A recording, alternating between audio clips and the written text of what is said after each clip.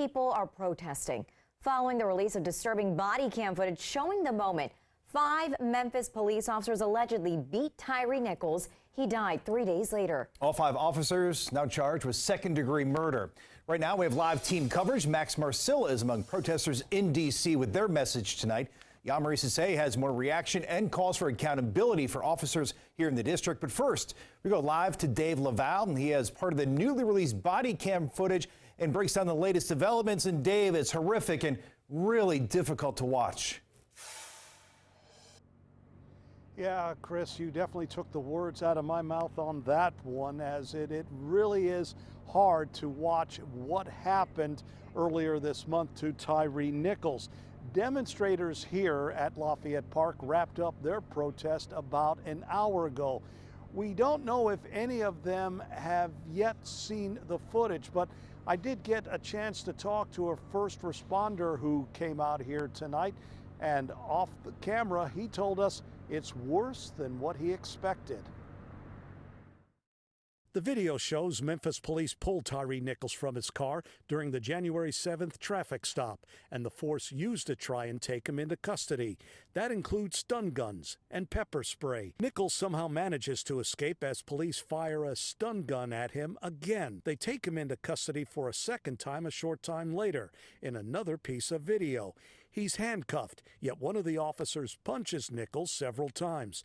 Nichols is finally brought to the ground, where he's unattended for several minutes. Nichols would eventually be brought to the hospital, where he died from his injuries 3 days later. D.C. Mayor Muriel Bowser is among the leaders around the DMV tonight who shared their thoughts about the arrest video. She released a statement on her office's official Twitter page in which she said in part, quote, "Tonight we are a city and a country united by tragedy, but we are also determined to deliver justice to Tyre and change for our nation." We're live at Lafayette Square. Dave Laval, DC News Now. Dave, thank you. And I just want to go home. Those were just some of his last words that Tyre Nichols had said. And also, staying in Lafayette Square, dozens of activists in the district said they want the entire police system to be overhauled, saying this is just another painful reminder of the relationship between the Black community and police. Max Marcilla joins us live from Lafayette Square in D.C. And Max, people you spoke with said they're frustrated seeing this happen both across the country and just in their own backyards. They are. They're frustrated and they're fed up. They say really the only silver lining with this incident is that all 5 of the officers have already been arrested and charged, but they say that's not enough. They want those officers to be convicted and serve jail sentences. And they really also want to change in how public safety is kept. Now, tonight here in the district, the protests were peaceful. The one here at Lafayette Square lasted about 2 hours, and one after another, speakers spoke, calling for change. Many of those speakers with the D.C. Party for Socialism and Liberation chapter. They say the system needs to be reformed and that law enforcement does not protect Black people. Now, they hope change can come from demonstrations like the one tonight, but we talked with them tonight about their feelings when they first found out about what happened in Memphis.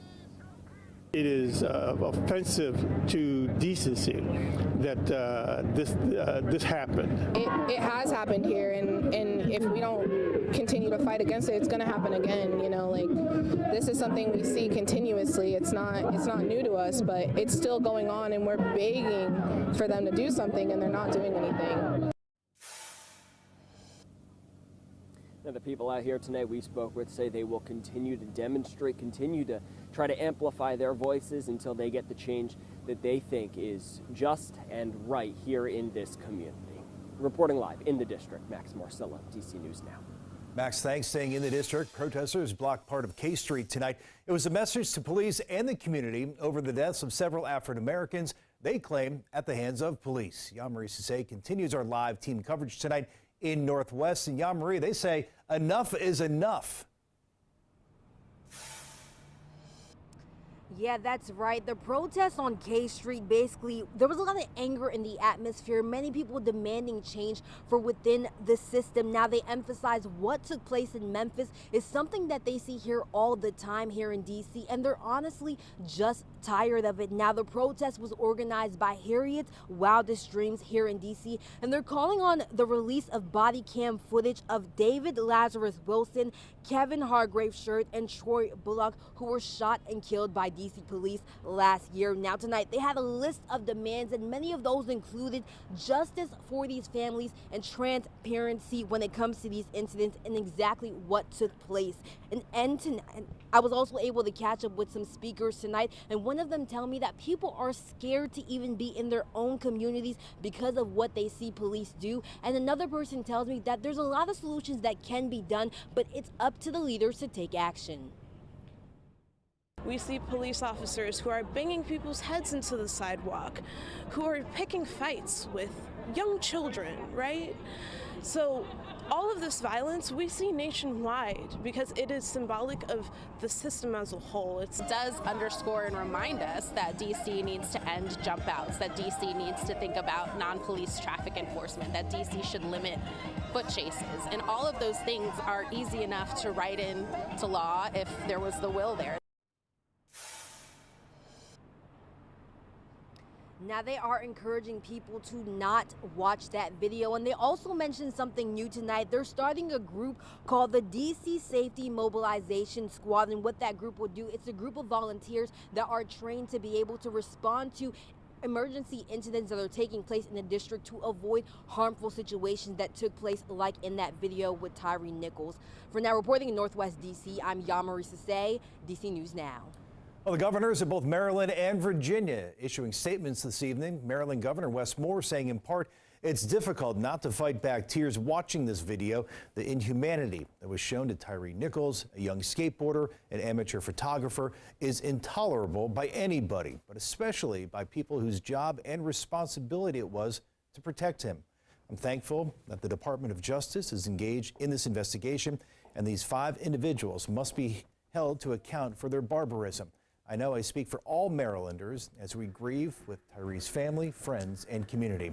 And Virginia Governor Glenn Youngkin had this to say: the hearts of Virginians and our entire nation ache tonight as we struggle with the horrible events in Memphis and grieve for Tyre Nichols and his family. The disturbing and shocking video released this evening displays incomprehensible violence towards another human being, and we must condemn these heinous actions.